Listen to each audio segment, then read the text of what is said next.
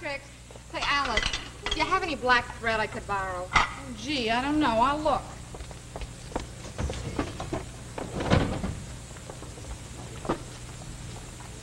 Oh, gee, Trixie, I got red, I got green, gray, brown, orange, but no black.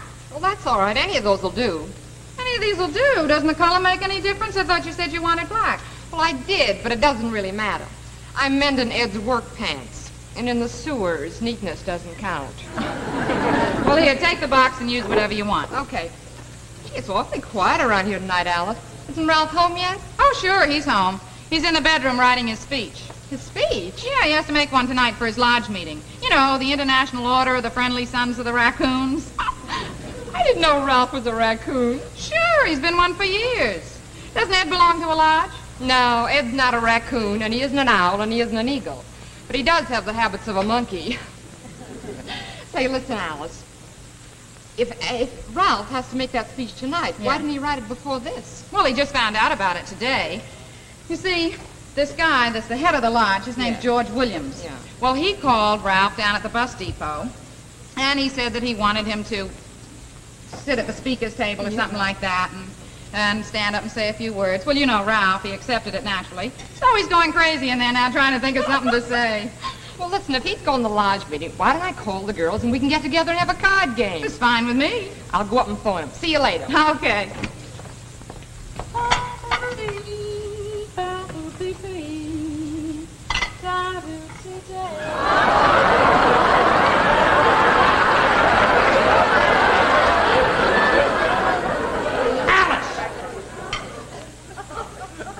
Well, where are they?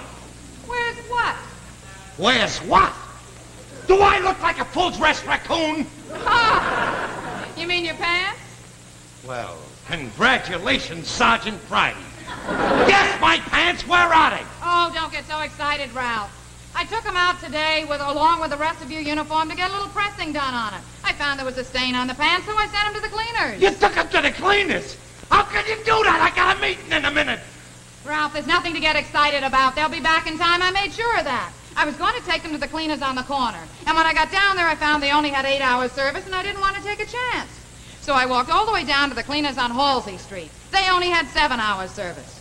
Finally, I walked all the way downtown, and I found a place that had 6 hours service, so I left them there. Well, that's fine. That's fine. You spent 8 hours looking for a place to save yourself 2 hours. Don't yell at me, Ralph Crampton. Don't yell at me. You got the stain on those pants, not me. And what's more, the cleaner told me it was beer. If I have told you once, I have told you 1,000 times that we have no drinking at the lodge meetings. Oh, pardon me.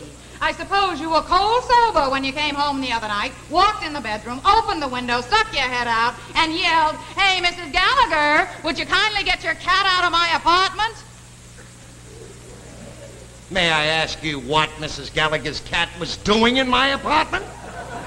There wasn't any cat. You had that hat on backwards. Don't steam me, Alice. Don't steam me. I can't go like this. I gotta make a speech, not pose for a calendar. Listen, Ralph, you can stop worrying about the pants. They promised to deliver them by 7 o'clock. Now you got 15 minutes. Why don't you rehearse your speech a little bit? I haven't even heard it. Oh, all right. Okay. I memorized part of it. All right. Fella raccoons. Yeah. Well, that's the part I got memorized. Wait a while. Ralph, just read me the speech. Now, while you're reading it, you'll memorize it. All right. You know, I put in a little joke, to start it off with a laugh. Will you hear this? Fella raccoons, I know it was difficult to get this meeting started, and I know all you raccoons worked like beavers.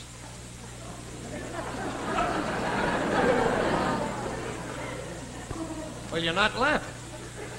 I don't think it's very funny. You mean you don't get it? Let me explain it to you. A raccoon and a beaver are 2 different kinds of animals. Uh-huh. You don't think the guys will laugh at that, huh? Only if your pants don't arrive. One of these days. One of these days. Ah, right in the kiss.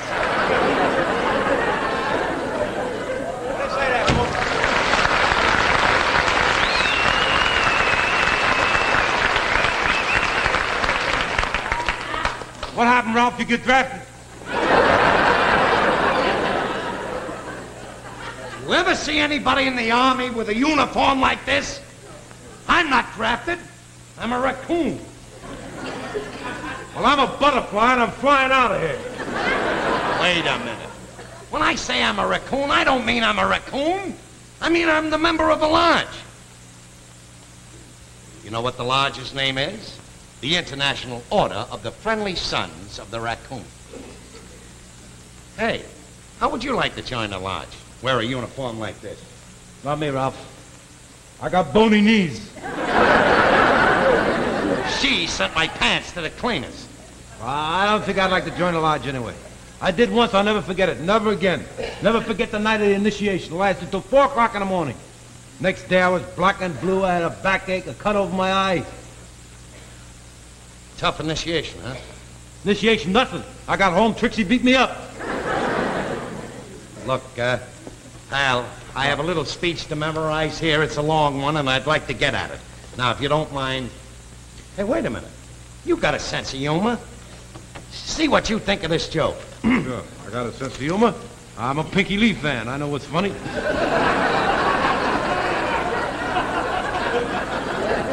Well, listen to this anyway. Fellow raccoons, I know in order to get this meeting started tonight, you raccoons had to work like beavers.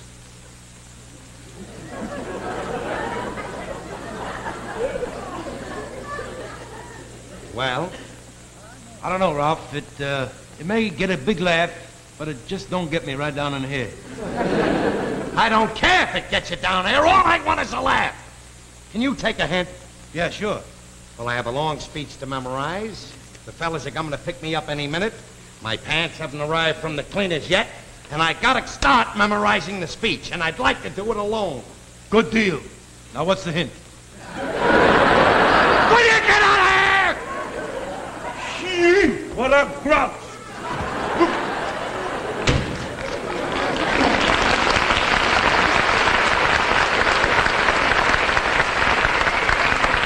Now, maybe I could have some peace and memorize this thing. Fellow raccoons, I know you've worked hard tonight to get this meeting started. You raccoons work like beavers. And of course, there are many of you who many times have come to us and have said, on top of... Will you leave me alone? Every time you interrupt me, I can't learn it.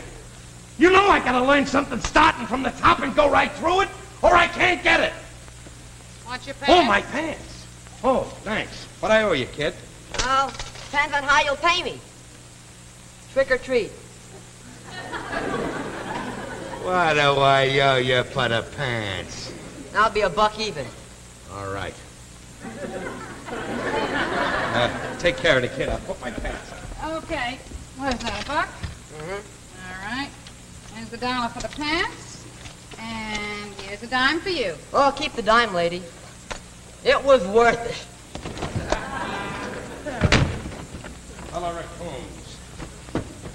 Fellow raccoons, I know that you worked hard to get this meeting You don't started. have to shout. Will you leave me alone?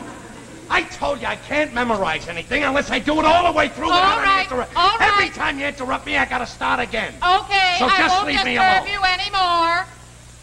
Fellow raccoons, I know that you all worked hard to get this meeting started. I called the girls about the card game. Yeah. Fellow raccoons, I know you all were... Because he's rehearsing his speech. He doesn't want to be interrupted. Fellow raccoons, I know you all He knows worked hard She to... can make it. Oh, yeah? Fellow raccoons, I know you worked... Fellow raccoons, I know She's you... going bowling. Fellow Did you get raccoons, a I know phone? you... Shut up! All right, you get out! And if you don't shut your mouth, you're going out too! to you later. And you call my Ed a mental case. Well, are you satisfied? Are you satisfied? I'm in no mood now. I can't memorize anything. 300 guys were dependent upon me tonight. 300 of them. I was going to make a speech to them. They were going to sit there and listen to me. Because they had confidence in what I was going to say. But no. You got to get me all upset. 300 guys think I'm important, but you don't. You don't think I'm important enough to give me a chance to memorize. Well, it's okay. But you don't know what you did to me, Alice. I could have made a speech, maybe gone to a convention in Switzerland. All the raccoons from all over the world are going to be there. It's all right. I won't make the speech. I won't be promoted. And it's all your fault, Alice. It's all your fault! Ah, shut up.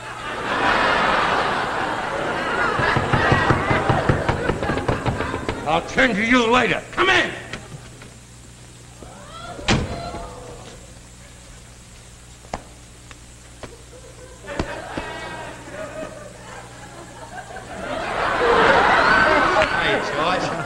Alice, you're a very fortunate person. You're probably the first woman that ever saw that ritual. Is this your wife, Ralph? Certainly is, George. Alice, I want you to meet George Williams. He's the head of our lodge. Hello, Mr. Williams. Hey, George, would you like to hear the speech I'm going to make? Wait a minute, Ralph. What speech is that? Well, you asked me to say a few words at the thing tonight. And Well, I know, but you don't have to write it. I've got it right here in my pocket. There you are. You wrote it for me yourself? Yeah. Boy, this is going to be great. Gee, thanks a lot, pal. That's all right. It's all right. Say, by the way, doesn't Brother Flaherty live upstairs on the 4th floor? 4th floor. Yeah, well, I'll go up and get him. I'll meet you down in the car. How's that? Okay, Fine, sir. I'll see you later.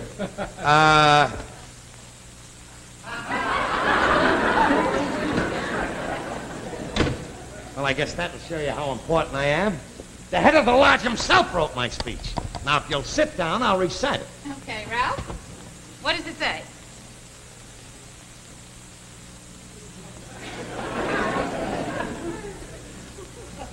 What does it say, Ralph?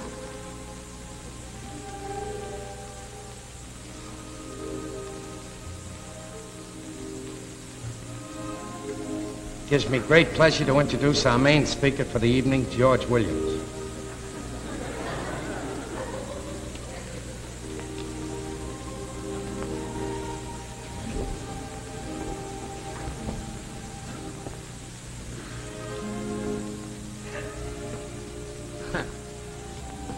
I'm an important guy. I'm an important guy, all right. I'm only important to me. Big raccoon. I'm sorry, baby. Don't worry about it, Ralph. You'll always be head raccoon in this house. Baby, you're the greatest.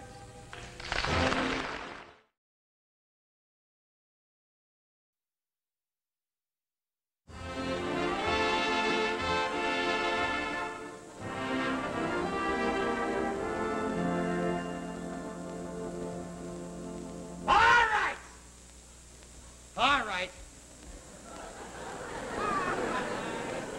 Where's the other one? Where is what? My other sock.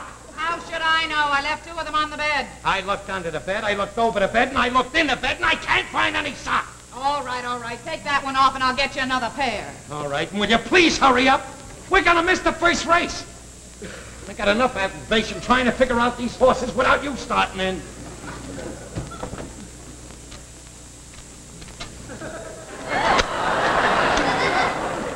Here's another pair. I see you found the other one. Huh? I must be going nuts. Come on, Alice, will you hurry up? All right, I just have to get out of this house dressed and into something nicer. Well, hurry up. What's that, Ralphie boy? All ready to go to the track? Where did you get that jacket? That's what they're wearing at the track. Yeah, the horses, but not the people. Listen, don't laugh, will you? It's my lucky jacket. One day I was walking down the street wearing this jacket. I found $5. I was lucky. One day I went to the horse races, bet on every race, won on every race. I was lucky. I was also wearing this jacket the night I met Trixie, my wife. Well, 2 out of 3 ain't bad.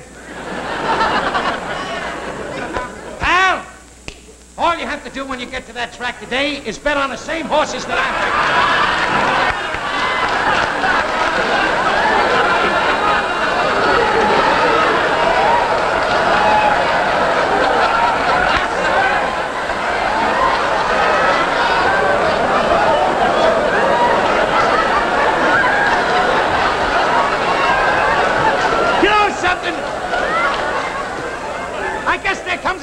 Some guys' lives when they need a lucky jacket like that.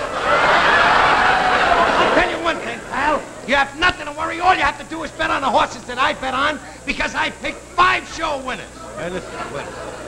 Just pay attention to me, please. Am I getting you undivided? All right, there's no such thing as a sure thing at the racetrack. Will you believe me, please? One guy once told me, I got a sure tip for you. This horse couldn't lose. Couldn't lose. The horse was full of benzodrine. There was an electric battery under the saddle. The jockey was bribed, the judges was fixed. And would you believe it, the horse lost the race? That's ridiculous. How could the horse lose the race? He caught his tail in the starting gate. You are a mental case. Alice, what's holding you up now? Will you stop yapping and I'll tell you. I decided to wear this brown dress, so I had to take everything out of the black bag and put it in my brown bag. With all the things you carry in your bag, it'd be quicker to change your dress. Shut up. Shut up, man. Shut up! The next time I take you someplace, I'll leave you home. Hey. You got any extra money you'd like to bet on a race? I have a horse in a 5th race that's got to win. It's a cinch. Yeah? You know how much I'm betting on him? How much? Ralph, you bet $30 on one race? Who's betting $30 on what race? He is. I bet wait downstairs. All right, Ralph Cramden. Where did you get $30 to put on one race? Well, I took it from the rent. You took our rent money to put on a wild scheme like that? What do you mean, a wild scheme? This is no wild scheme. You know Charlie Henderson, the guy that drives the bus? Well, he's got a brother-in-law who has an uncle. And this uncle knows a guy that drives a milk wagon. And this milk wagon driver delivers milk to the barber who cuts the jockey's hair. And you call it a wild scheme. Oh, that's different, Ralph. I'll run right out and put a down payment on the Lincoln Tunnel. All right, Ralph, hand over the money. Now, wait a minute. This is a 90 to 1 shot. We bet $30 on it. Do you know how much 90 times $30 is? It comes to... It's a lot of money, Alice, a lot of money. Why, we can move into a penthouse and have a view of Central Park. Yeah, and if you lose the rent money, we can live in Central Park and have a nice view of the penthouse. Well, I don't want to argue about it now. We'll argue on the way to the track. Come in. Hi, Mrs. Cramden. Here's a grocery All right, Eddie, I'll take them. Hey, Mr. Cramden, when you go out to the track today, will you make a bet for me? How did you know we were going to the track? Well, your wife told me when she placed the order. Oh, my wife told you, huh? All right. What horse and how much? Here, put this $5 on Olive Fancy in the 3rd. $5 on our fancy in the 3rd. Yeah, that's right. Thanks. I'll be around to collect tomorrow. Okay. Bye, Eddie. Look, are you gonna hurry up? I'll go without you if you don't. I don't want to miss the first race. Come in. Oh, hello, Alice. Hello. Oh, Ralph, when you're at the races today, will you bet $5 for me on a bit of carney? I'd be glad to. You know, the boys at the pool room, they're betting a whole bundle on him. Here you are, Ralph. I had that 5 put away to bet on the Dodgers. Thank you. Well, have a nice time, folks. Thanks. Goodbye. Bye. Well, what did you do? Blab 'em out? Tell the whole neighborhood? What'd you say? We're going to the track? Maybe you missed some people. Well, I'll fix that. We're going to the track, everybody. Step up to the window. Well, answer the door. Don't keep the bettors waiting. hello, Mrs. Grant. Hello. Here's your meat. Thanks. All right, how much and what horse? Put $10 on Sweet Alibi. $10 on Sweet Alibi. Let me have the money. It's a sure thing. I'm an authority on horses. I know. We had your hamburger last night. Let me have the money. All I got is a 50. Can you make change? Well, I got $5 from Eddie, 5 from Mrs. Gallagher, and I got 30 of my own. There you are. Here's $40. So long. See you tomorrow. All right, 10 on Sweet Alibi. Well, I'll get my hat and coat, Ralph, and we can leave right away. All right. Here's the list with the names on it. Here's the $50 Hey, Ralph. bet. Ralph, there's Yeah. a cop on his way up here. He heard you were taking bets. He thinks you're a bookie. That's ridiculous. I'm no bookie. I'm not doing anything wrong. All I'm doing is taking some bets for friends. Look, you're going to have a hard time convincing them that they're cracking down on bookies. That's ridiculous. All I have to do is show him the list with the names on it. He can take the list around and show it to my friends, and they'll prove I was only taking it. Listen, if he sees a slip with names on it, you're cooked. You got to get rid of the slip. Maybe you're right. I got it. I'll hide it under the icebox. No. That's the first place they always look. Open up, it's the police. Just a minute. We're not ready.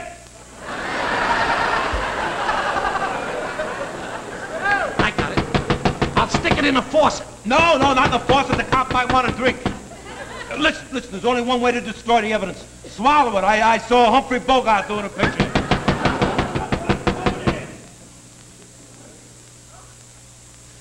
Okay, here I come. Gee, I'm sorry I kept you waiting, but I was taking a shower. All right. Who's taking bets up here?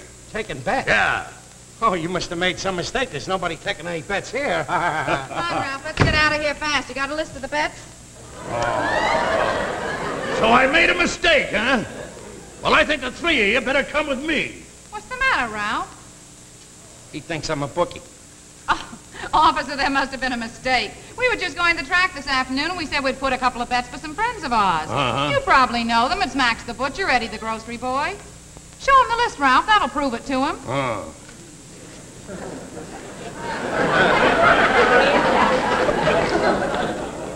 I can't show him the list. You see, when you started up here, I got a little panicky and I swallowed it. Yeah? Hey, but wait a minute. I got the money. You can take the money back to him and ask him. Ask him if they didn't... Wait a minute. This is the list. I must be going nuts. I swallowed the $50. Well, you folks sure don't look like any bookmakers to me. Just to make sure, I'll check up on these names. Major, swallowing $50. I bet every time you burp, it sounds like a cash register opening up.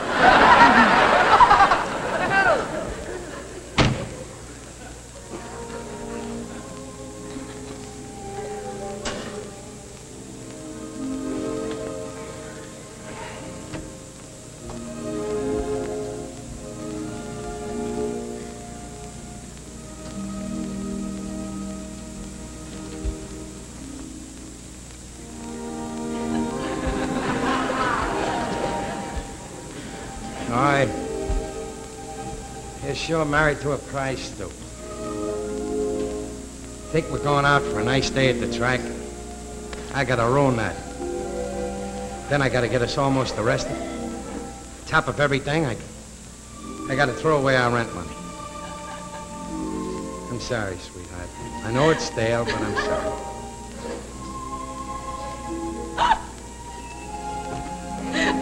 What's so funny? It's real funny, huh? It's real funny because I'm stupid, huh? Huh? Huh?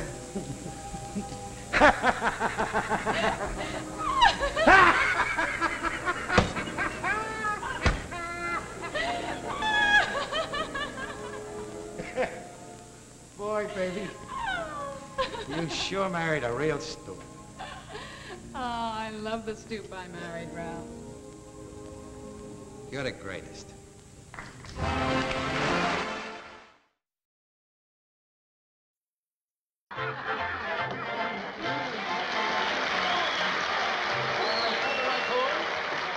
Brother Raccoon.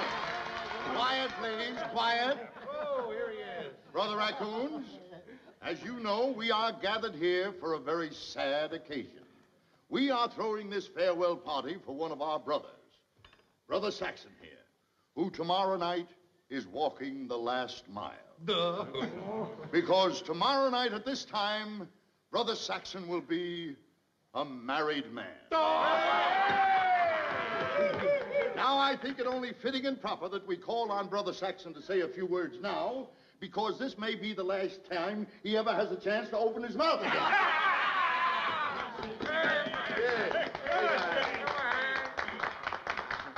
I know. Pale already.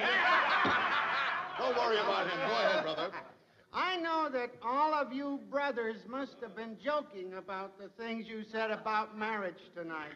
I'm very happy. That's because you ain't married yet. Wait till tomorrow,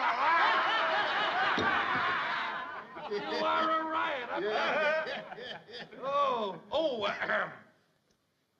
I think it only proper that, being he's going to be a relative of mine, shortly, I should say a few words at such an occasion.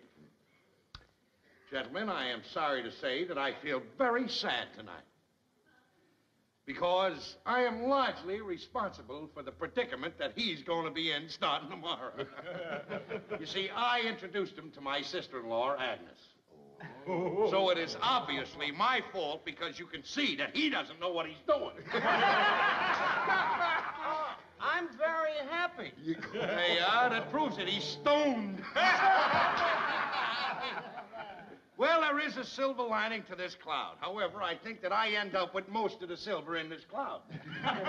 You see, he's marrying my wife, Alice's sister.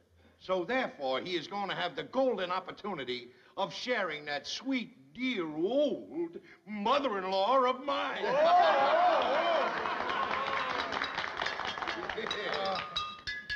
Gentlemen, It's hot tonight.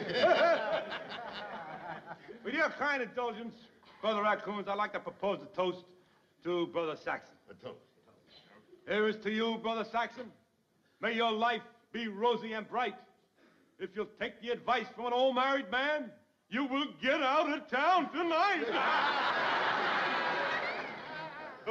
And now, Brother Raccoons, now that the dinner and the speech-making is over, I propose that we go into the club rooms for a little entertainment.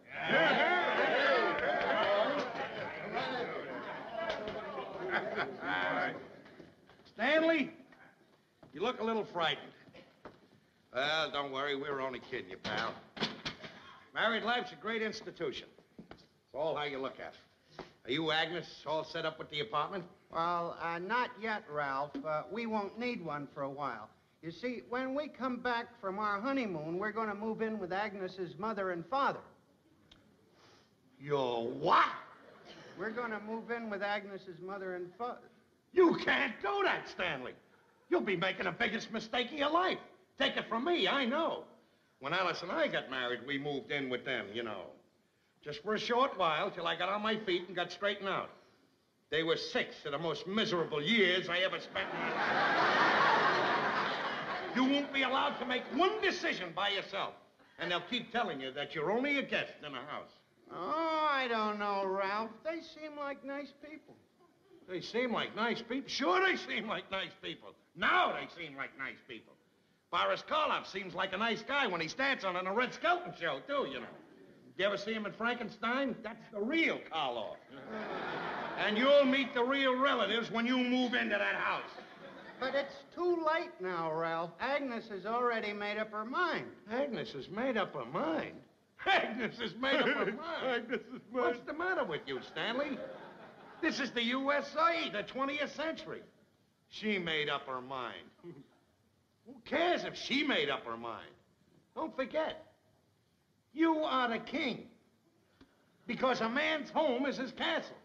And in that castle, you're the king. You're the king of your castle.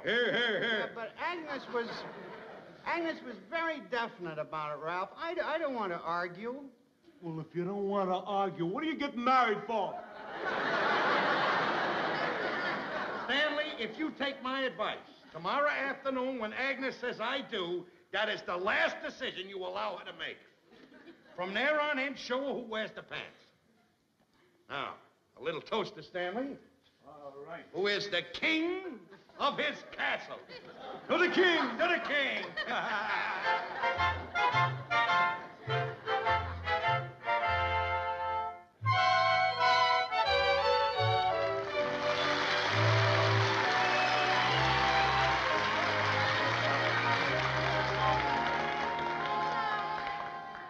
Ralph, I can't get over what a lovely bride Agnes made. Ralph? Ralph? Go ahead and laugh. Go ahead, Garrity. Laugh all you want. For your information, I did not rent this from an undertaker.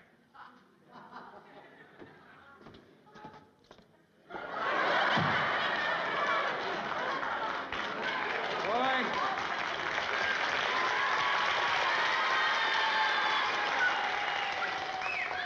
I want to tell you something. The neighbors that live in this house certainly kill me. You'd think they never saw anybody in a top hat before. Oh, they're just jealous, Ralph, because you look so good. You can say that again. I was just thinking, Ralph, what a beautiful bride Agnes made. Yeah, she did it that. Well, why shouldn't she? She's been practicing for 20 years.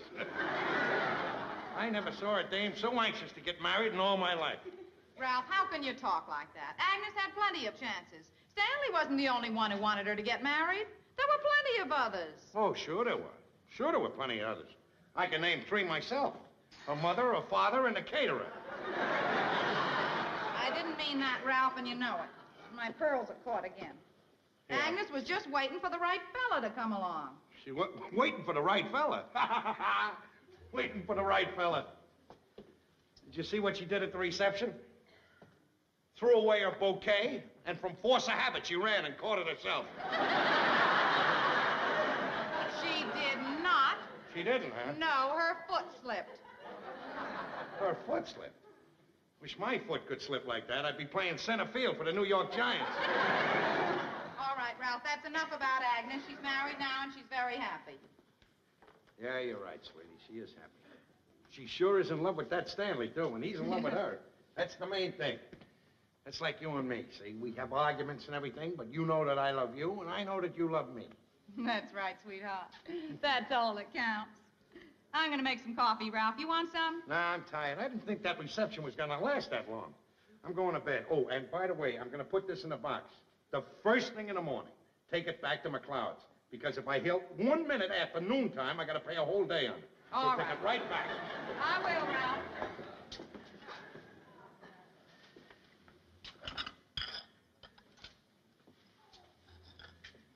Come in.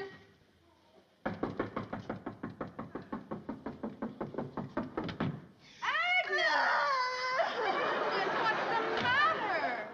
Oh, he's a beast. Stanley's a beast, Alice. We just had the most terrible fight. Well, what happened? Oh, now, come on, Agnes. Now, crying's not going to do any good at all. Hey, what is she doing here? Please, Ralph, Agnes and Stanley have just had a terrible fight. A fight? Already? At least we waited till we got on a train. Stanley's a beast, Ralph. He's a beast. I don't know whatever came over him. He was such a nice, quiet man. Anything I said he thought was wonderful. And now he's a beast. Well, what did he do? Well, after the reception, he just changed. He suddenly started talking crazy. He said, we're not going to move in with Mother, and that he was king of the castle. And then he said something crazy. Something like Boris Karloff dancing on the Red Skelton show. About this being the 20th century. Why, Ralph, what do you suppose made Stanley change like this? What are you asking me for? How do I know what made him change? I think I had something to do with it. Don't be silly, Ralph. It's just that he's a friend of yours. Alice, can I stay here for the night? I'm too ashamed to go home to Mom and Dad. Now, wait a minute, Agnes. You're married now, and no matter what, your place is with your husband. He's a beast. I never want to see him again as long as I live. Oh, well, as long as you feel like that, maybe you better stay overnight. I tell you what, you and I can take the bedroom, and Ralph can sleep out here. That's right, sweetie. You go ahead in there. Wait a minute! You're going where and I can sleep where? Oh, all men are beasts. Please, Ralph. Now, now, that's enough now, Agnes. I'll loan you one of my nightgowns, and you better get right to bed. Oh, dear, there's only one left. The rest are in the laundry. I tell you what, you take this, and I'll wear a pair of Ralph's pajamas. Oh, thanks, Al. All right, Miss Dorothy Dix, fixer of marriage problems. Fix my sleeping problem. Well, why don't you bring the cot up from the cellar? I can't because the cot is busted in the cellar. Well, Ralph, can't you sleep on something out here? Sure I can, sure. Bring the bed from in there, put it out here, and I'll sleep out here. Don't worry, there's plenty of places to sleep here. I can sleep in the sink if you want me. Not only can I get a good night's sleep, but I can wash up at the same time. Even sleep in the oven or in the icebox. I got it. I'll sleep with my head in the oven, my feet in the icebox. Then I'll have a hot head and cold feet. Just to break the monotony, I'll switch around every hour or so. Ralph, it's only for a night. Now, by tomorrow morning, Agnes will see things differently. This is a very crucial point in their marriage, Ralph. Why? If we send her back to Stanley now, she may never get over this. Well, why must we always get people together? Why doesn't somebody get us together? Why do I have to sleep in the kitchen? Well, Ralph, if you don't want to do that, it's only one other thing that I can think of to do. Well, if you got something else to do, tell me and we'll do it. All right, we'll just put our coats on, get dressed, and go over and talk to Stanley and find out what made him change and started this whole thing. All right, let's go. We'll go over and we'll put it to him. What made you...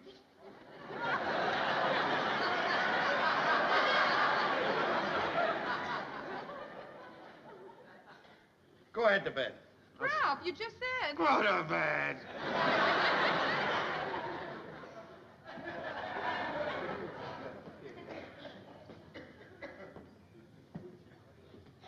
I got a big mouth.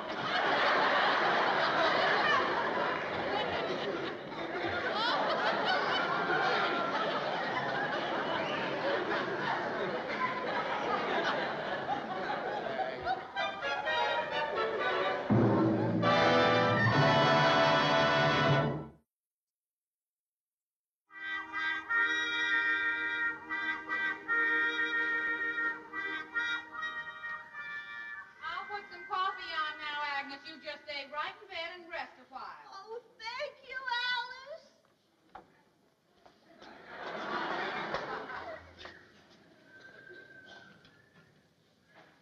Ralph. Ralph. Yeah. Time to get up. Mm-hmm. Time to get up. Mm-hmm. Oh. We gotta do something about this mattress, Alice. It's murder. You don't have to get up yet. I'll put the coffee on. I'll go in the kitchen.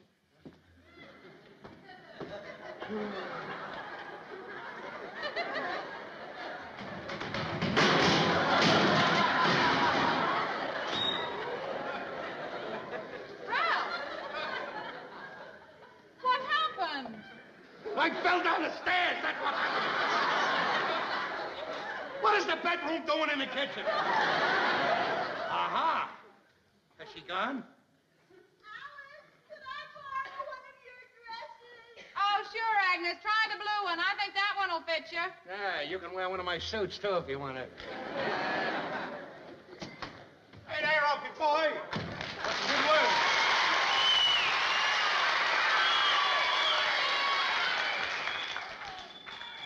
Well, I guess Agnes and Stanley are up in Niagara Falls now, huh? Yeah, well, if Stanley's up there, he's up there alone. She's here. Agnes is in the bedroom. Agnes is here? They had an argument, a big fight, right after the reception. Boy, let me tell you something. I heard of husbands and wives taking separate vacations. The first time I ever heard of separate honeymoons. They're not on their honeymoon. They had a fight, I'm telling you. She's got to get out of here. Well, now, look, is she going to leave here or is she going to stay? I'm afraid she's not going to leave, Ralph. And the way she's talking, she never wants to go back to Stanley again. She never... What, do I got to sleep in the kitchen for the rest of my life? Please, Ralph. She's going through a terrible ordeal right now. She's going to come out here any second. Now, please, whatever you do, don't do anything to upset her. Now, just try and say something pleasant, something that might cheer her up a little bit. And you too, Ed. No. Well, look, Alice, you can count on me. Oh, well, don't you look nice, Agnes? Yeah. Boy, you look nice. Well, Hello, Agnes. By the way, I ain't seen you since the wedding. Congratulations.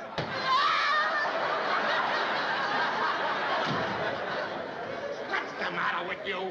Well, Alice said to be cheerful, didn't she? Oh, it's not his fault, Ralph. It isn't, huh? Well, something's got to be done, and she's got to get out of here. I'm telling you that. What did they fight about? Well, why don't you tell me? Maybe I can think of something. What did they fight about? Ed, that is the strange part about this whole thing. You know what a quiet and mild person Stanley's always been all his life. Well, do you know that right after the wedding he changed? Well, nobody knows what happened to him. They got in an argument over moving in with my mother, and he absolutely refused. Then he started to rant and rave and carry on about how he was going to wear the pants in the family, and he was king of the castle, and how man is the boss of his own... Oh, wait a minute. King of the castle, that strikes a bell. Now, wait a minute. King, I heard that something... Why don't you go home, Norton? No, wait a minute. Wait. King of the castle. I heard that someplace. Now, just a minute. If I can think of where I heard it, it'll make clear up this whole thing. King of the castle. I got it right in the back of my head. What'd you do that for? You said you had it in the back of your head. I was trying to get it out. Who cares where you heard it or what it was? Doesn't make any difference what kind of an argument we had. Our problem is to get her back with him. I got it. First of all, she thinks Stanley's a beast because he started to boss her around, right? Want to be the master of the household, the head of the whole thing. That's why she thinks he's a beast, right? All we have to do is make Agnes believe that all husbands are that way, and she'll think he's normal, and she won't think he's a beast. What are you talking about? Look, tonight we invite Stanley over here for supper. We don't tell her anything about it. Now, I'll come home from work. As soon as I come in, I'll walk right up to you, and I'll start giving you orders. Do this, do that, do this, do that. And you say yes, sir, and no, sir, and do all that. And she'll see what goes on. She'll realize how husbands are, and she won't think Stanley's a beast. Good. I can help out, too. I'll come downstairs a little later, and I'll say that I gave Trixie some orders to do, and she did them because she agrees with me that a man is boss of the house, huh? Beautiful. Oh, it's the silliest thing I ever heard of. It is? Well, have you got a little better solution to this? Go ahead. Tell me about it. We'll do it. Well, that part of it's just plain crazy. I will admit it's not such a bad idea getting the two of them together here for dinner. You bet your life it's a good idea. And it'll work. Mark my words. Take it from me. Just listen to him, will you, Alice? Because a man is king of his castle. A man is boss of the family. I think I know where I heard it, Ralph. The king of the castle. Get out! Out! What's the matter with you, Ralph? What did you chase him out of here for? I just don't want him around here, that's all. Now, about tonight. We'll have some roast beef, mashed potatoes. We get some peas and carrots. Yeah. Make some of that gravy. Excuse me. I just wanted to tell you one thing where I heard that line about king of the castle. I heard it in the Robin Hood motion picture. Richard the Lionhearted said it to Friar Tuck.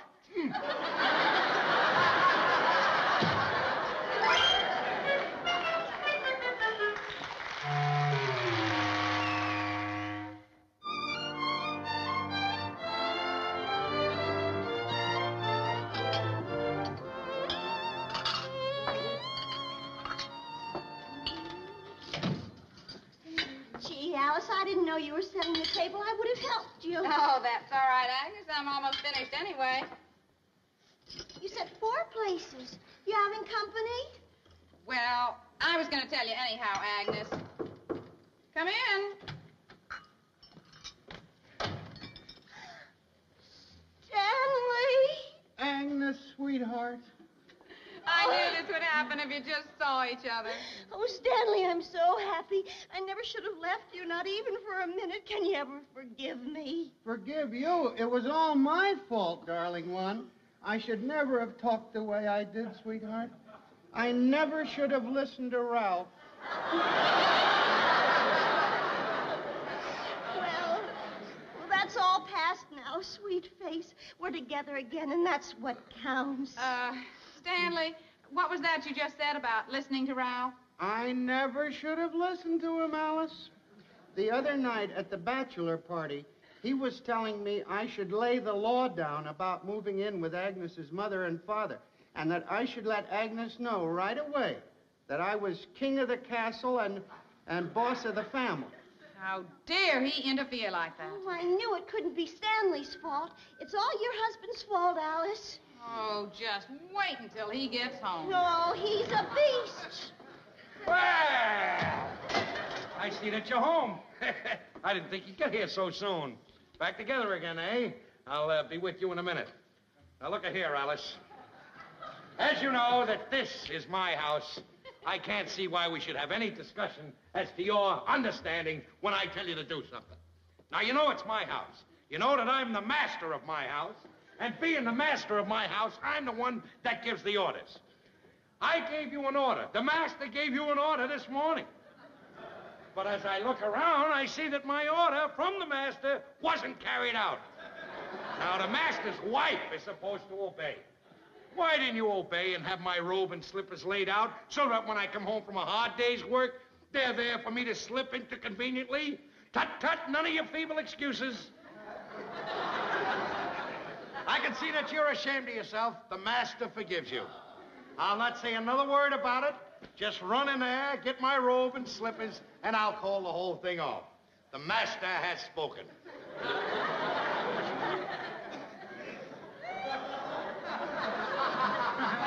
Got your gas bag filled. Why don't you blow away? What's the matter with you? Don't talk to the master like that. We never get it. Ralph Cramden, how dare you interfere in their marriage? Putting all those crazy ideas into Stanley's head. He has just told me everything that you told him at that bachelor party. I might have known it was all your fault, Ralph. I shouldn't have listened to him, sweetheart. Oh, it wasn't your fault, Stanley. He's been a troublemaker ever since he got into our family. Well, Ralph, I hope you're satisfied. Hi, hello, folks. Hey. Hi, Stanley. So you're still here. I want to talk to you just a little while. First, I'd like to talk to you, Alice. Trixie said that you wanted her to go to the movies with you tonight. Well, she can't go to the movies tonight. You know why she can't go? Because I said that she can't go. No particular reason. I said that she can't go, and I am the boss of my house. Stanley. Oh, Agnes.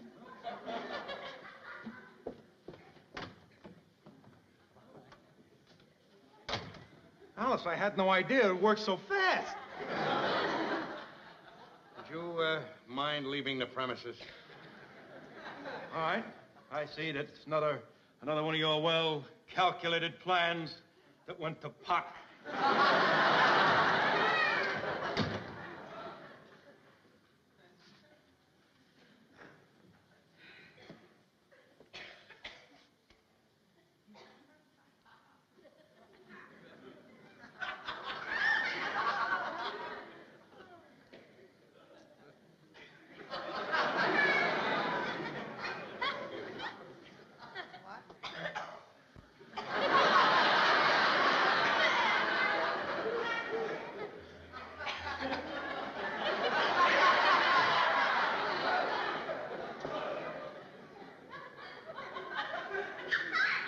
All right. I did it again. Did it again with my big mouth.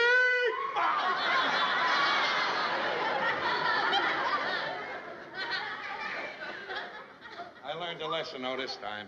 A real good lesson. If there's anything a man or a woman shouldn't do, it's get mixed up with somebody else's marriage. It's tough enough for young people to get along today without somebody butting their nose in, telling them how to run it. They can do it. Everybody else has done it. They need no help. Nobody, do this, do that, do it this way, do it that way. They can handle the whole thing by themselves. We did it. We had our arguments, but we settled them ourselves. And do you know why? Because there was nobody around to pick and pick and pick at us. That's why. Imagine me telling somebody how to run their marriage. You know what I'd do if anybody tried to tell me how to run our marriage? Ho-ho! Bang, zoom!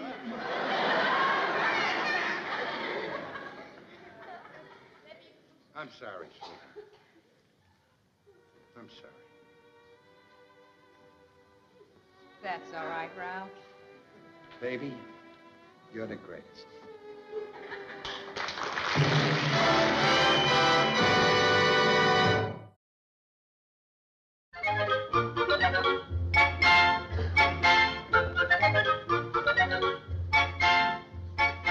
Hey, Harvey. Nobody's #1 table. We can play right here. Yeah, we'll play here.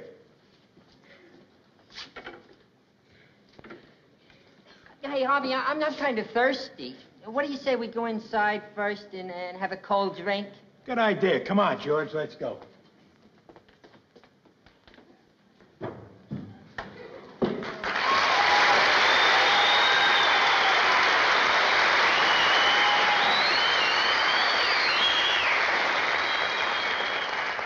All right, Norton, we'll play for the same thing, 25. Come on, will you, Norton?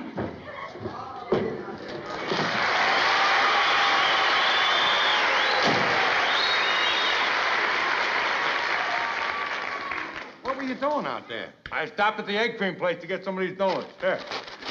Want one? Big ones. Now, you know I don't want a pretzel. I'm on a diet. Besides, on the way home, we can stop off and get a pizza. All right, I'll break. Wait a minute, I'll get my weapon. Wait, hey, whoa. How come automatically you break? Huh? Well, let me break. It's very simple. I'll tell you why I'm breaking. The last time we played, you broke. Oh, no, you broke. Because we tossed the kern. And whenever you toss the kern for the break, I never win.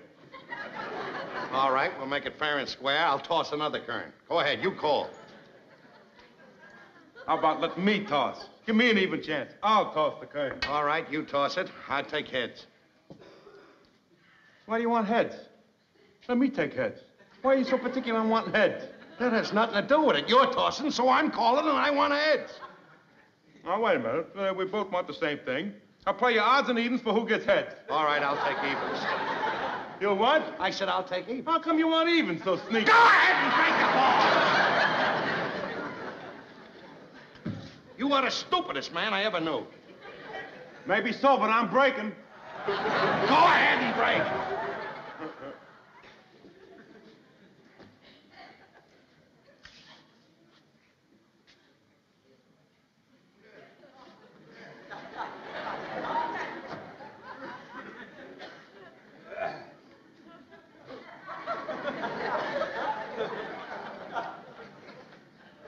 Come on! 65 cents an hour. Here she goes. And a scratch to boot. Now, if you'll stand aside and watch very carefully, I will show you the glorious results of a misspent youth. I will now play the 14 ball in that furthest corner.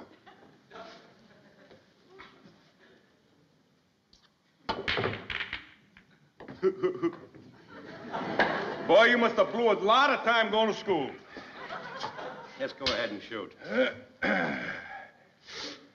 Wait a minute, I gotta spot a ball.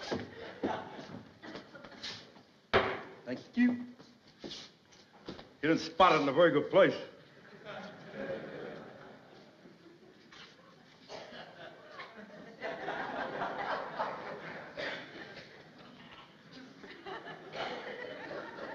May I ask a question?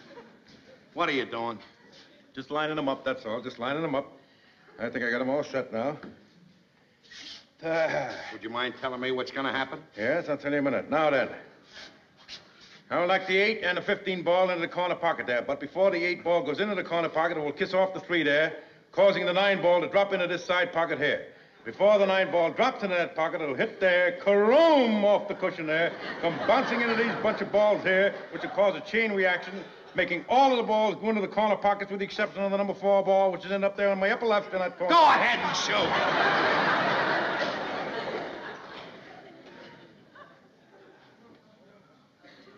Hey, wait a minute. You can't use this table. Me and my friend, we're playing here. What are you talking about? We can't use the table. We are using it. Get out of here. Go ahead and shoot. But gee, fellas, we were all ready to play. We just went inside first to get a cold drink. Well, I hope it was very cold. And I hope it was strong milk. Now get out of here. Go ahead. How do you expect me to go ahead and shoot with all this arguing and everything? Let's get another table. We are not getting another table. We started here, we're gonna finish here. Now you get out of here. Go ahead. You better not. My friend isn't going to like this. I don't care what your friend likes. Now, you're not getting this table under any condition. Go ahead and shoot. All right for you. But if you do not let us have this table, I am going in and tell my friend Harvey. Harvey? Oh, Harvey! You're going to tell your friend Harvey? Harvey! He's going to tell Harvey. That's a nice name. I like Not that. a nice name, That's Harvey. a nice name, Harvey. I don't care if you tell Harvey. Go ahead and tell him. It's got me mighty scared. I'm shaking to death. You better be careful. My friend is even bigger than me. Your friend Harvey is bigger than you? I have a friend Shirley that's bigger than you. Go ahead and shoot. Stop picking on the little guy. I'm not picking on it. He started it. We're playing him. We're going to continue to play it. Now, look, go in there with your friend Harvey. And if he wants to start anything, or you want to start anything, just come back out here again, and I'll twist you into bookends. Now, get out of here. Go ahead. They're maniacs all over the joint. I gotta admit one thing. When you are right, Ralph, nobody pushes you around. You know why? Because you got spunk. Spunk has nothing to do with it, Norton. I was in the right. And when I'm in the right, nobody pushes me around. I bet that Harvey is burning up in there now. I hope Harvey is burning up, I'll tell you that. I hope he's so burned up that he comes out here and tries to start something. I'll bend him into a pretzel. When I'm in the right, I'm in the right. Nobody pushes me around. Go ahead, pal. There we go.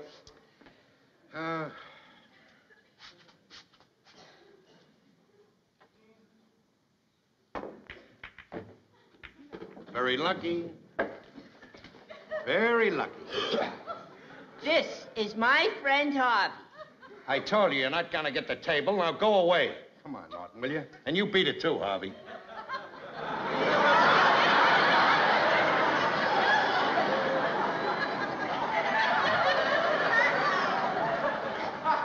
Hey, Ralph, he's even bigger than your friend Shirley. I got an idea those bookends are gonna be a little lopsided. What are you talking about? Bookends? He said he was going to twist me and you into bookends. Oh, he did, huh? So you're gonna twist me and him into bookends. That's right. He's gonna twist you and him into bookends. You got nothing to worry about, Ralph. You're in the right. Nobody can push you around. Why don't you shut That's not all he said. He made fun of your name. He said Harvey was a funny name. Oh, he did, huh? Harvey's a lovely name. So Harvey's a funny name. You're a real wise guy, huh? I don't like wise guys. You know what I might do to you? I might punch you right in the mouth. Hey, now, wait.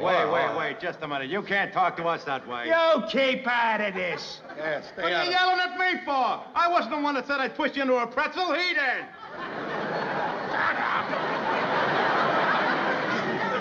Oh, so you're gonna twist me into a pretzel, huh? I don't even like pretzels. You hear that, George? He's gonna twist me into a pretzel. All right, wise guy.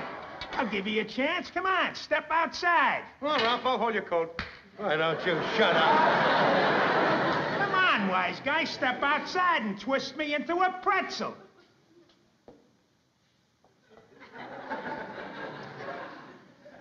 I can't go outside. I have my new suit on.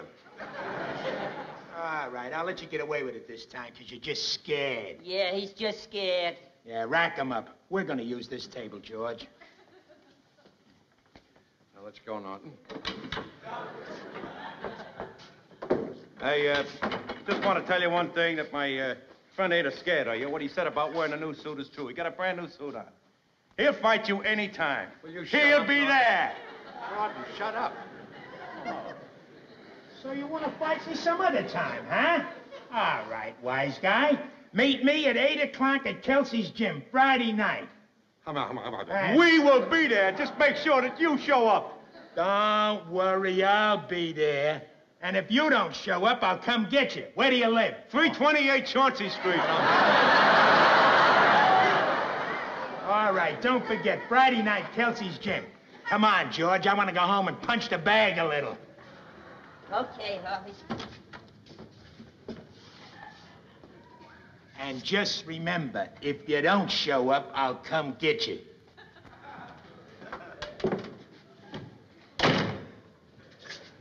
A pox on you and all your ancestors! What is the matter with you, Ralph? I always thought you were a level-headed, clear-thinking man.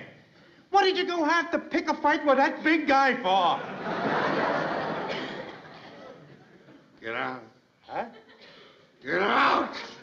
Get out! Pox on you and your ancestors.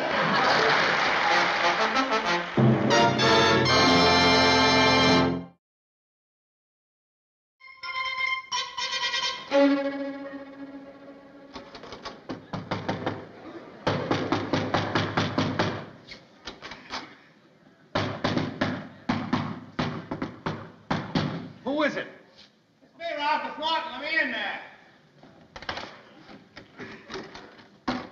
Oh, hiya, now. You stay there, Offie boy. How do you do, folks? This is Smiling Ed Norton talking to you direct from the training quarters of the Bensonhurst Bomber. Would you like to say a few words to your fans out there, Bomber? Oh, shut up.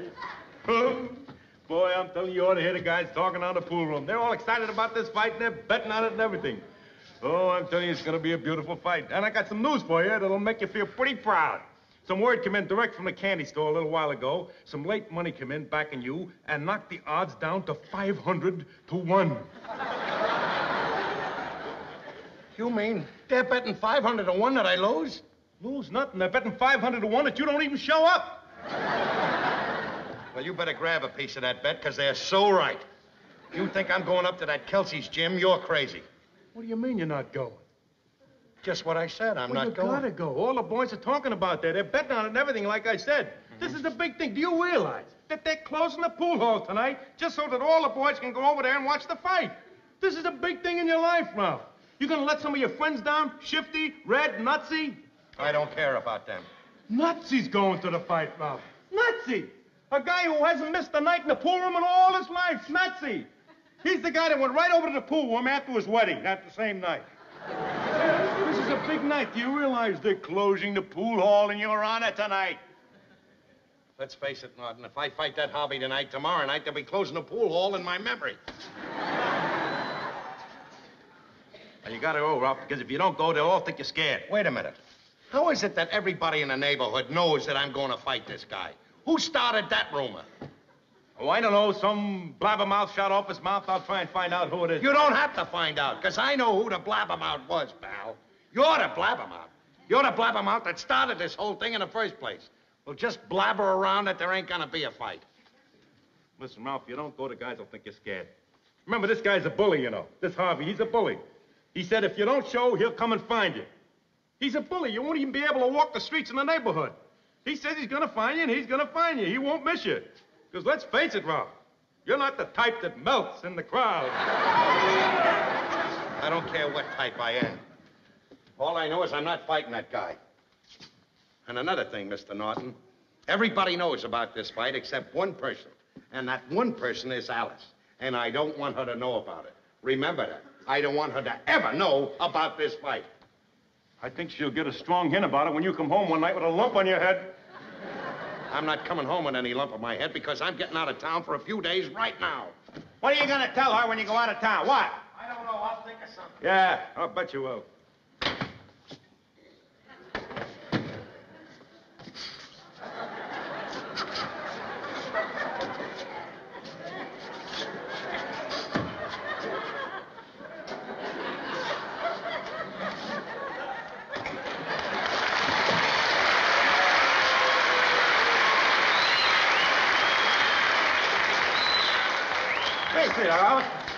What is that all about? Eh? Oh, nothing. Nothing at all. Nothing. No, nothing. You can pump me all night. You're not going to get a thing out of me, Alice, because I know how to keep a secret. What secret? Oh, don't get cute now. Don't get cute, Alice, and I can see by the expression on your face you're going to pull some of those trick questions. Well, you're not going to tell a thing out of me, because I know how to keep a secret. Compared to a clam, I am an oyster. Ed, what are you talking about? What am I talking about? Wouldn't you like to know? That's for me to know, and you find out.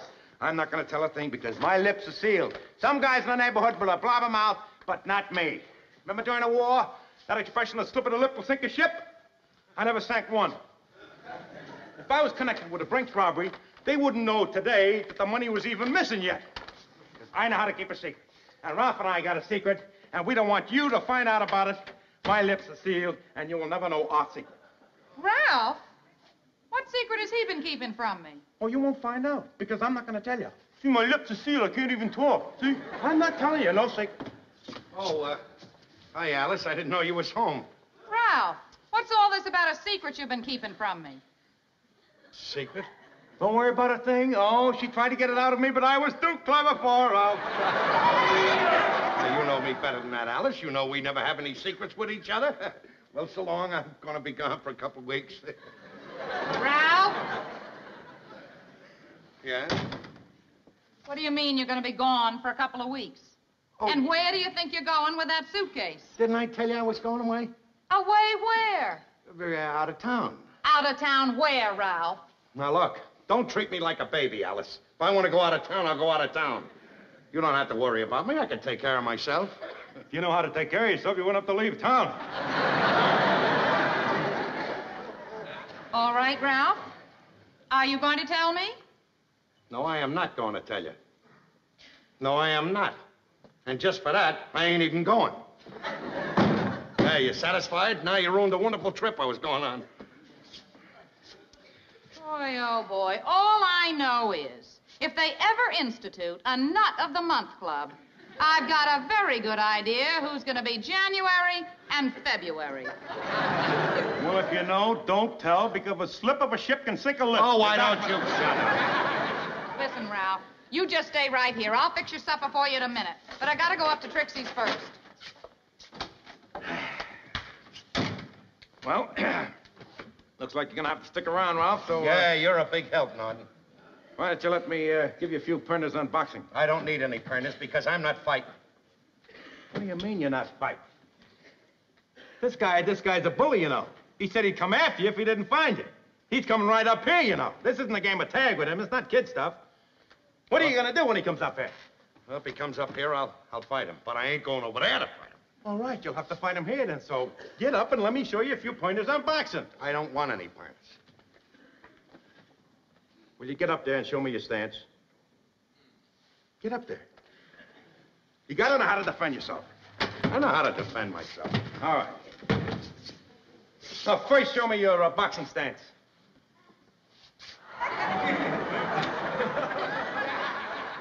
I got an idea you got a secret weapon there, Ralph. Harvey may die laughing when he looks at you. That's all. No, don't get discouraged. Now, just stand up there. So much for the offense. Now, a little defense practice. Limber up your body. Skip around like this. Shoot a few left zones. Breathe through the nose. In through the... That's it. That's it. Face me, Ralph. Look, see? That's it. Roll through. Right here. See? That's it. All right. Cover up your face, Ralph. Cover up your face. Cover up your face.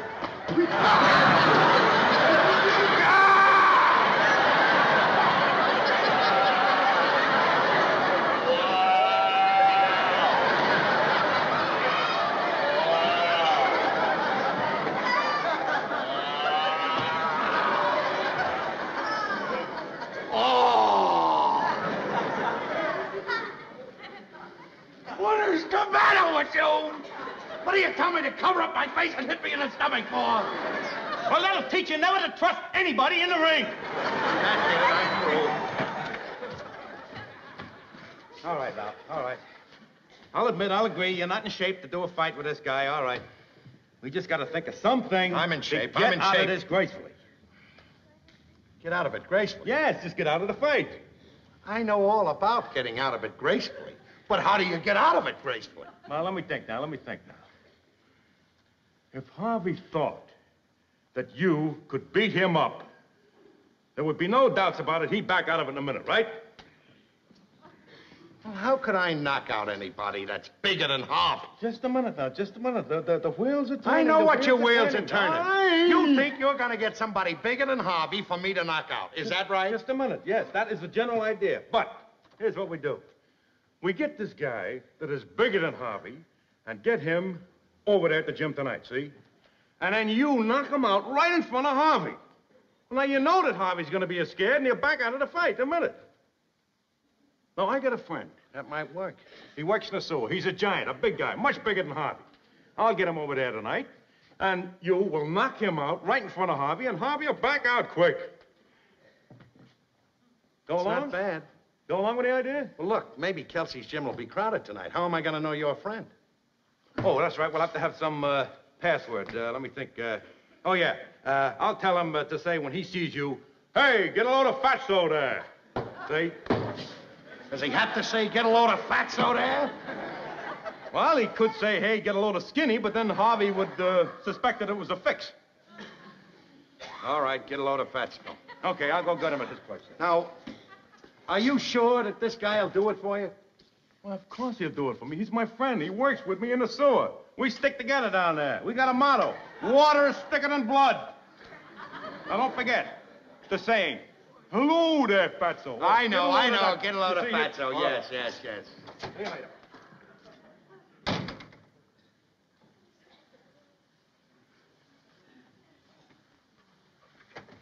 Get a load of fatso over there.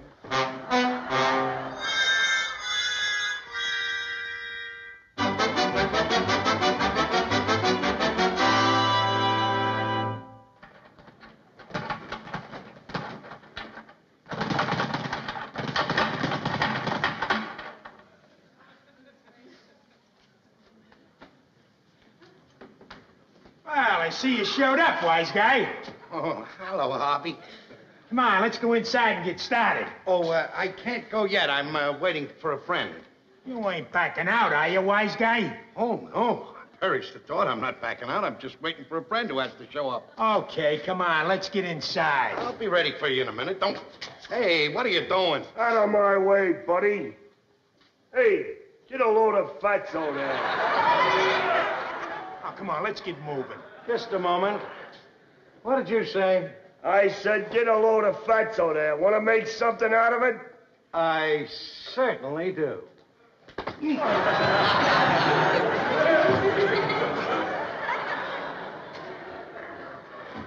And let that be a lesson to you.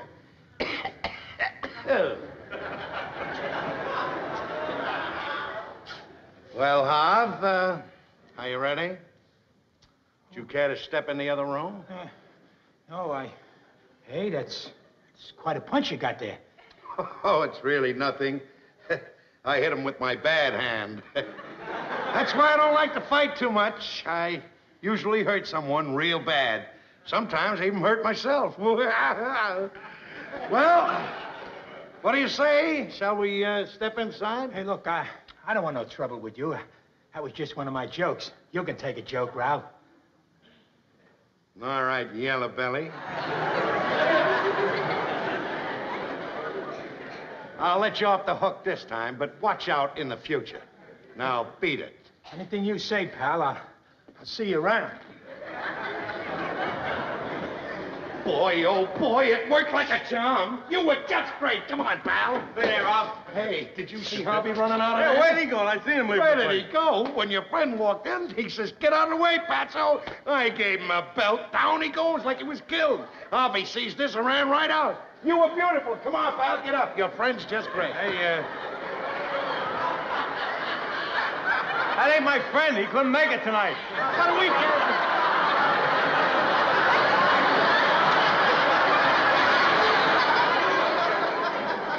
That ain't your friend. No, my friend's sick in bed with a cold. But this guy walked in. He did everything like your friend was supposed to do. Why would he say, hey, Fatso, get out of the way? I don't know, maybe the phrase just fits. Wait a second. If that isn't your friend, then I knocked him out with one punch. I guess you did, Ralph. Run downstairs and have Harvey come back up. I'm ready for Harvey. Hey, Harvey! Hey, Harvey! Come on, go, Harvey! Hey,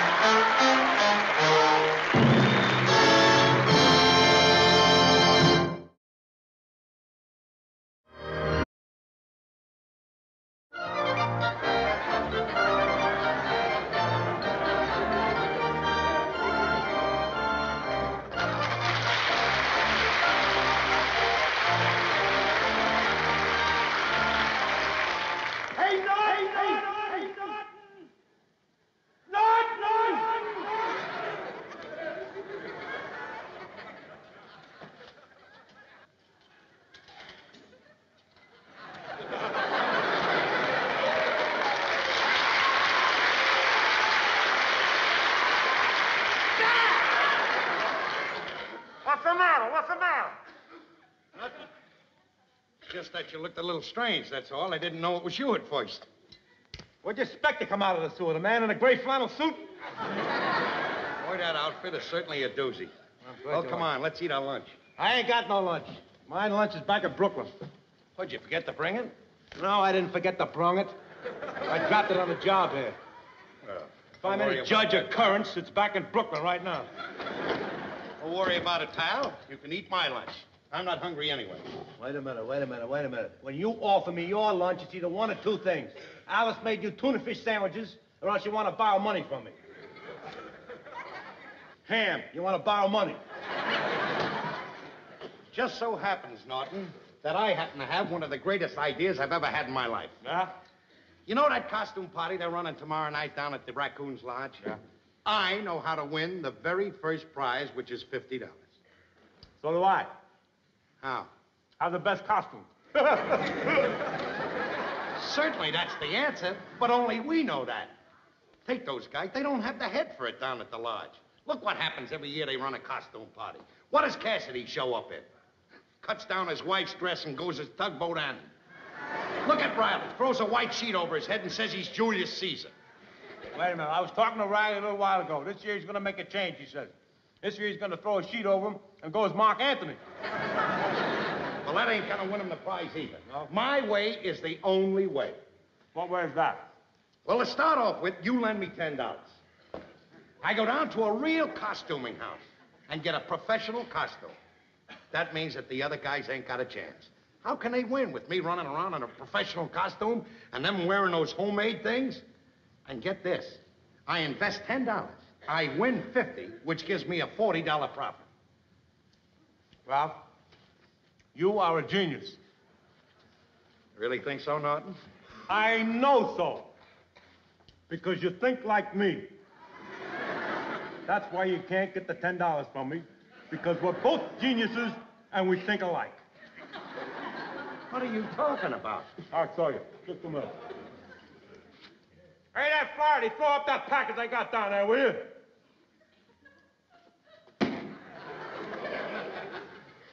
You know what's in this here package?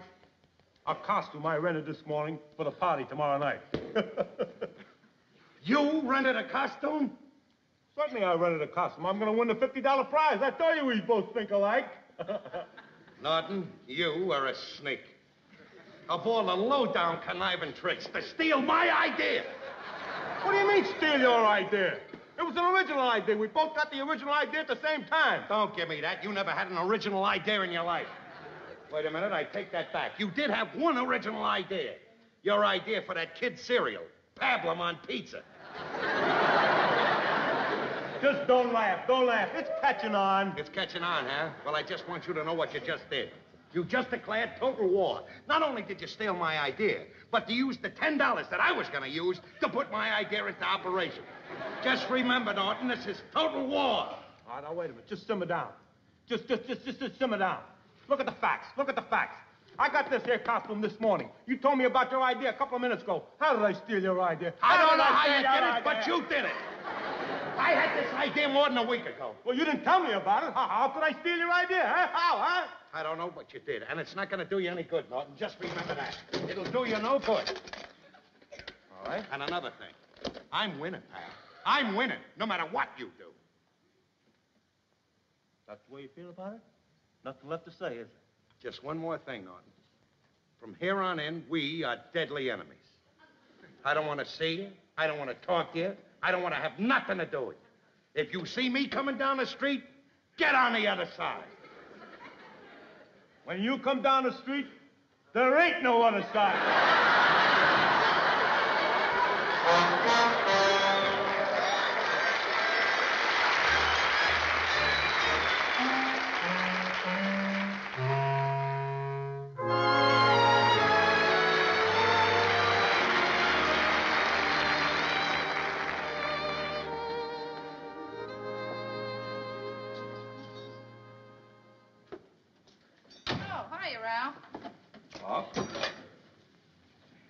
Alice,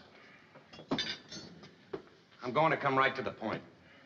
I don't want any beefs, no arguments. I want you to be reasonable, and I'll be reasonable. This is my request. I want $10. All right, Ralph.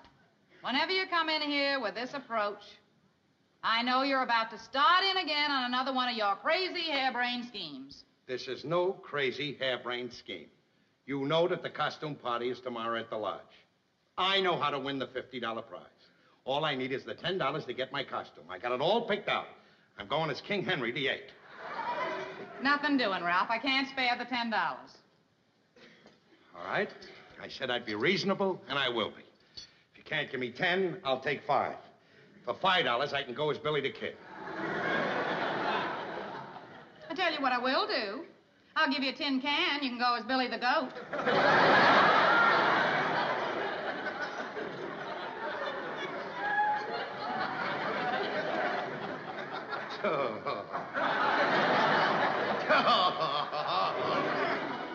Bang, zoom. Listen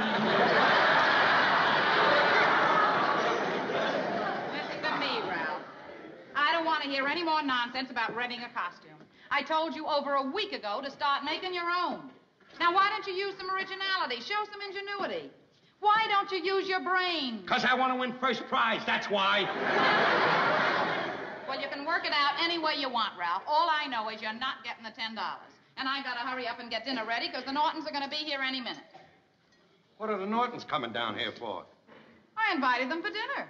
Oh, is that so? Well, for your information, the Nortons aren't setting foot in this house. Ralph, I had to invite them for dinner. Don't you realize we've had dinner at their house 3 nights this week already? That's their hard luck. I don't mind Trixie eating here, but Norton, not a morsel does he get.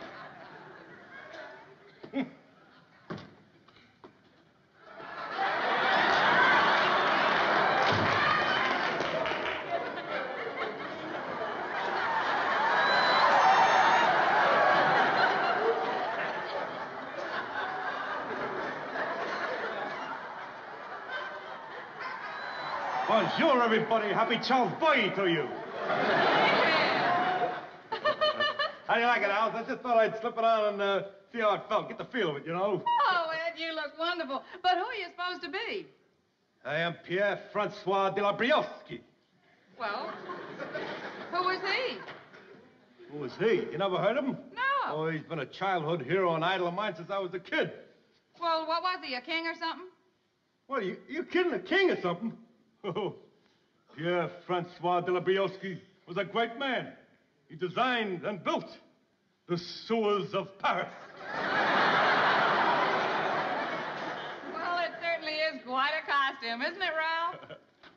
That is the most ridiculous thing I've ever seen in my life. Methinks I detect the presence of the green-eyed monster.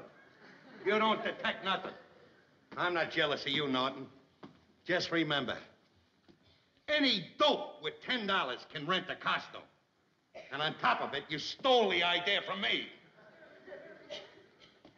Peasant. In a word to the immortal Pierre-Francois de Briosky, la plume est bon si t'es bon, les feront les confitures. And what is that supposed to mean? That means wait till tomorrow night and see who the judges pick as winner at the costume ball. You don't frighten me, pal. You think you're gonna win that ball? That gives me a laugh. That gives me a laugh. I'm the one that's gonna win it. Oh, you're gonna win that? Up to now, I wasn't interested in going into the contest. Not at all, pal. But just to teach you a lesson, once and for all, I am going into the contest with my own original costume that I will make up myself. It's not because I want to win the $50. It's not because I want to show off my talents, how good I am at originating things, but only to teach you a lesson. Now, what have you got to say to that? Any words of the immortal Pierre-Francois de la Briosky? Le plus... Oh, shut it. Right now, look, you can break it up right now. Dinner's almost ready. Ed, where's Trix? She's upstairs. She's come down in a little while. They can sit down and eat first. I'll wait. Won't hurt me to wait a couple of hours to eat. No, it won't hurt you, but it'll be tough on the farmers. Come on, Ed. You sit down. I want to take a look at the roast.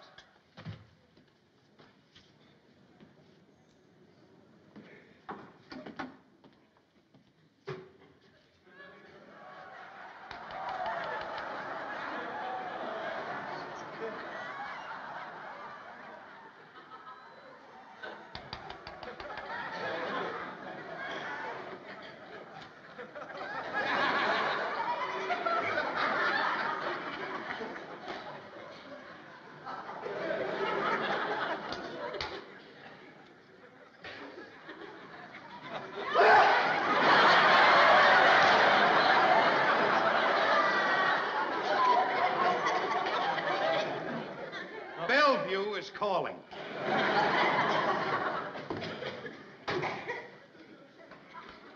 Ralph, what are you doing? I'm making my costume. That's what I'm doing. With the icebox door? Yes, with the icebox door. Don't get upset. I'll put it back on tomorrow. But, Ralph, by tomorrow, all the food that's in there will be spoiled. Don't worry about that. Just invite him down. He'll eat it. What kind of a costume can he be making? I don't know, but if he took the whole icebox, I'd say he was going as a junk man.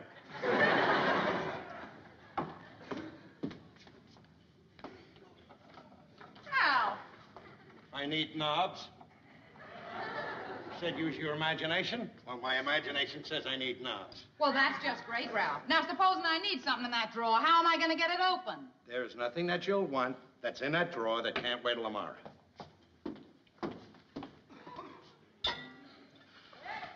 Where's the flashlight? It's in with the things that can wait till tomorrow. Ralph, come on. Will you tell me what kind of a costume are you making anyway? I knew you were going to ask that question. But you'll get no answer from me. You stole one idea from me. You're not stealing this one. Just remember that, pal. It's in the thing that can wait till tomorrow. I'd like All right.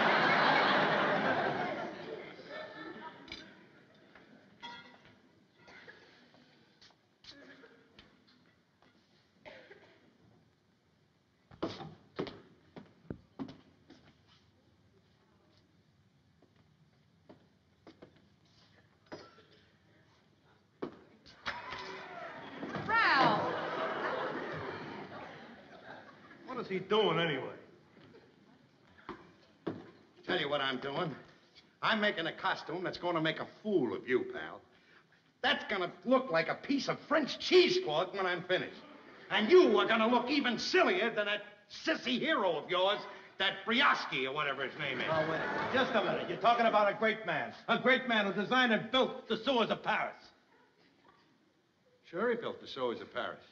Anybody that dresses like that's got to have a place to hide. You can go so far, Rob. I'm not taking any more of this. I don't care if you insult me. You can call me anything you like. But when you insult Pierre-Francois de Labrowski, you insult the honor of France. I challenge you to a duel. Do you have any seconds? I got some seconds. I got 2 seconds. And you better use them to get out! Get out!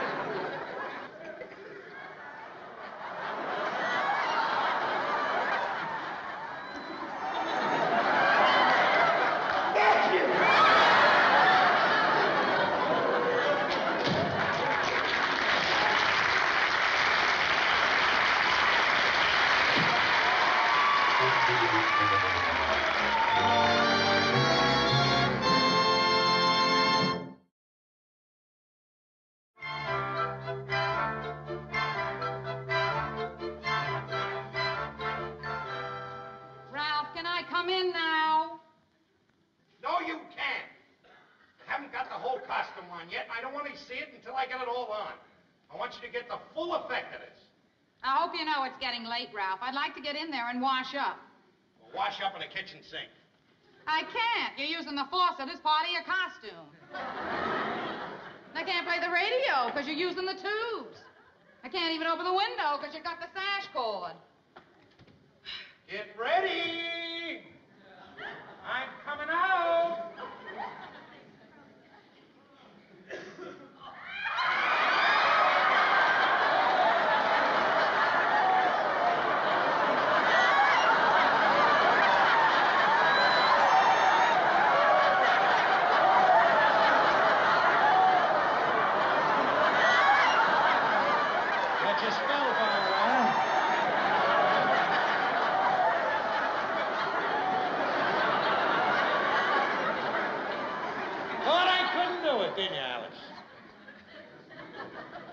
See the faces on them down there when I walk in with this. You gotta admit it, Alice. You gotta admit it. When the chips are down, I'm ready to go.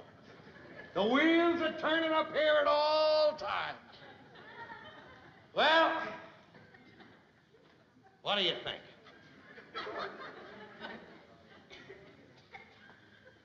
I think you're nuts.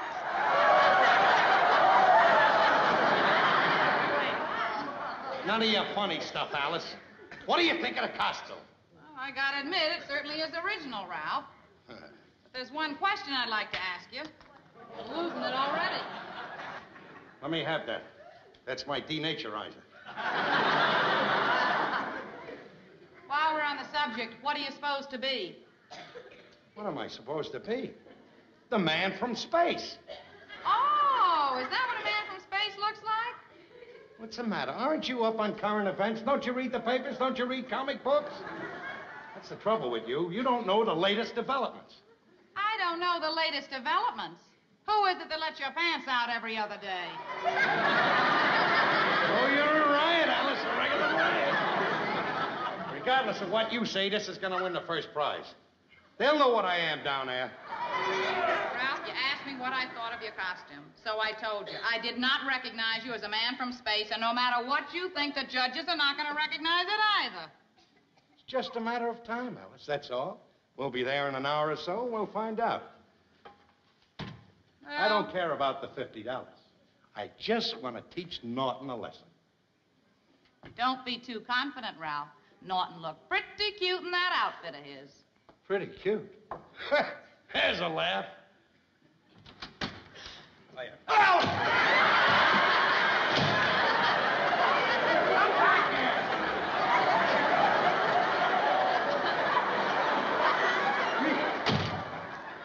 Oh, it's you, Ralph.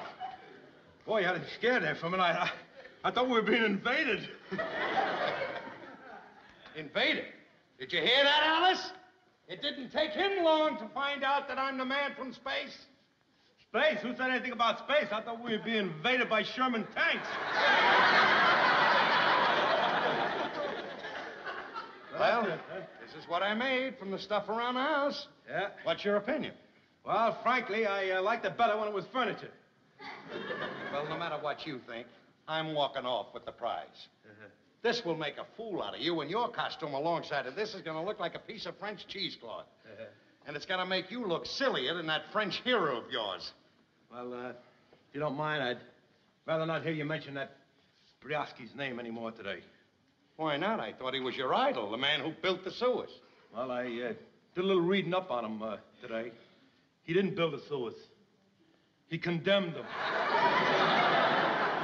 That must have came as a terrible blow to you. Oh, well, c'est la gloire. What have we here? Look who strolled into the lounge. And what's your name, little girl, and how old are you? My name is Alice, and I'm 12, going on 12 and a half. What do you think, Ralph? How do you like it? Where's the other half of that costume? What's all of this, Ralph? I'm supposed to be a 12-year-old girl. Your knees are showing. Of course my knees are showing. A 12-year-old girl's knees are supposed to show. Not any 12-year-old girl that's married to me. You walk into that party, everybody will be looking at your knees. All right, Ralph, I'll fool them. I'll walk in backwards. I got some awful news. Oh, so Mally could cry. Look, simmer down. What do you mean, cry? Crying never solves anything. Remember the old saying, laugh and the world laughs with you, crying you cry alone? What's the bad news? What? Your foreman called. There's an emergency up at the 225th Street sewer, and he wants you to go up there right away. But I don't want to work tonight. He said if you don't go, you'll lose your job. Oh, that's a shame, Ed. Yeah, what are you going to do, Ed? Well, what can you do at a time like this? Duty calls. You got to answer the call to duty, that's all. Just one of those days for me, I guess. First of all, I find out that my hero, my childhood idol, Pierre-Francois de la Briosky, is a phony. I waste 50 cents on some new snuff today. Now I got to go to work. La plus musique on les chouchis.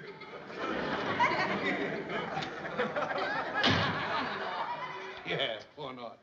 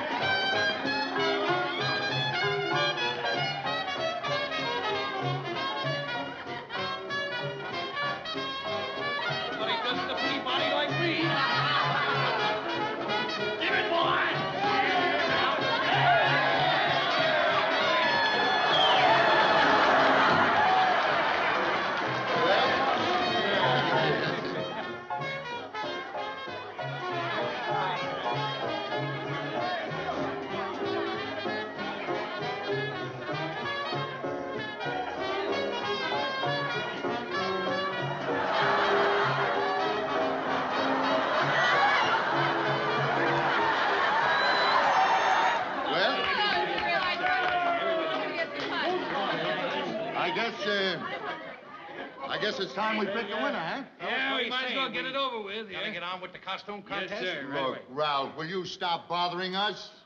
It isn't me. I'm in no hurry. It's just the rest of them. They're all impatient. I'll go in and tell them to keep their shirts on. Say, did you happen to get a load of Cassidy's costume? He's got his wife's dress on again, tugboat Annie, same as last year. Riley's got the sheet again, Julius Caesar. Did you get a good look at my outfit? Well, all right, Ralph. I'm ready. Bring them in now. Bring them in. Let's go. All right, everybody.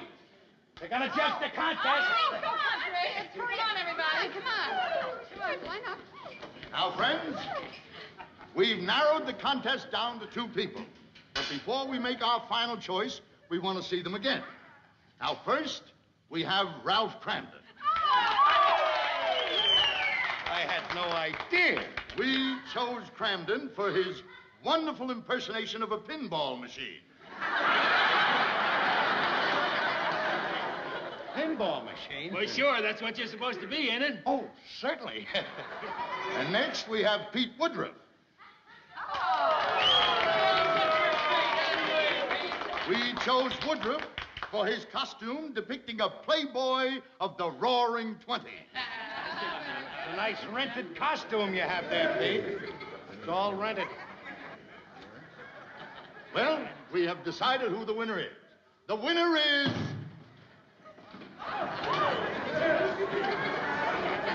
Well, who are you? Me, Norton. Am I too late for the eats? Well, you may be too late for the eats, Norton, but you're not too late to win the first prize. $50 for the man from space.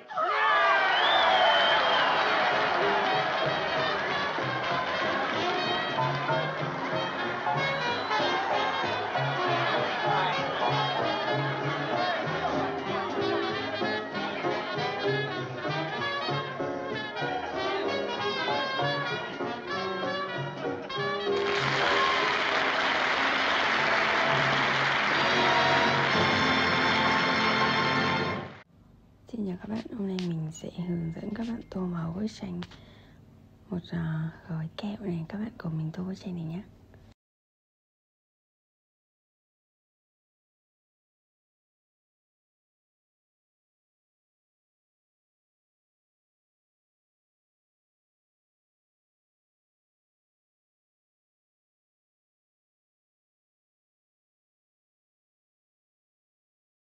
Chữ này thì mình tô màu xanh.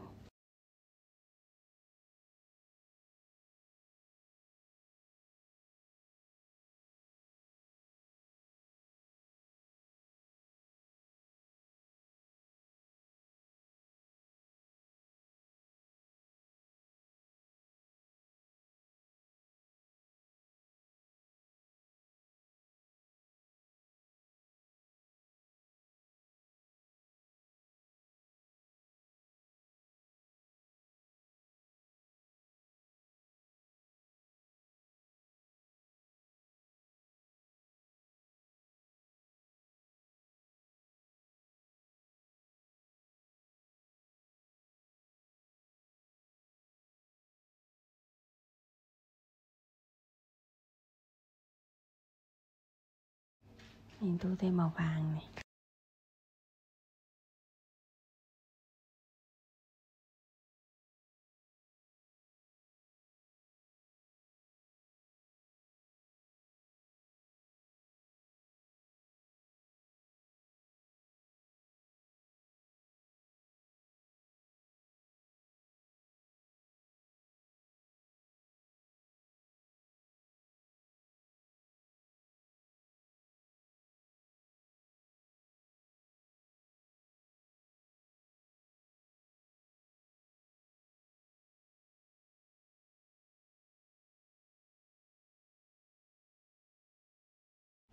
Dòng chữ này mình tô màu đỏ.